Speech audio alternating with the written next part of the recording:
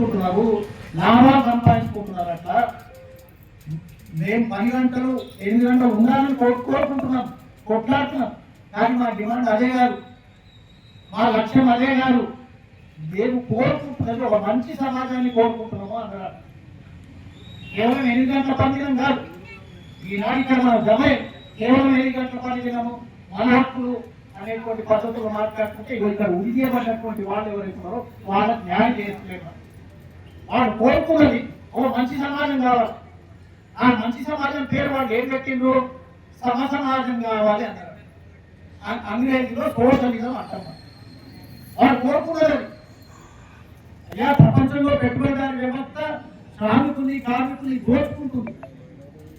అట్లా దోపిడీ లేని వ్యవస్థ ఏదైనా ఉండాలంటే అది సోషలిజం తప్ప వేరే లేదు అనేటువంటి పద్ధతిలో వాళ్ళు ప్రకటించారు. ఇంకా మనం ఎక్కువ వాళ్ళు ఆ రకమైనటువంటి ప్రకటన చేసి ఈ సందర్భంగా మనం ఇక్కడ జమైనప్పుడు కేవలం నా హక్కు నా కంపెనీ సమస్య అనేటువంటి పద్ధతుల్లోనే ఆలోచిస్తామా, ఆ అమరవీరులను కలుసుకుంటామా, వాళ్ళ ఏ ఆశయం కోసం కొట్లాడిన అనేటువంటి విషయాన్ని ఆలోచించుకుంటామా లేదా అనేటువంటి కూడా మనకు ఇది ముఖ్యమైనటువంటి విషయం. అది రెండో కాదు.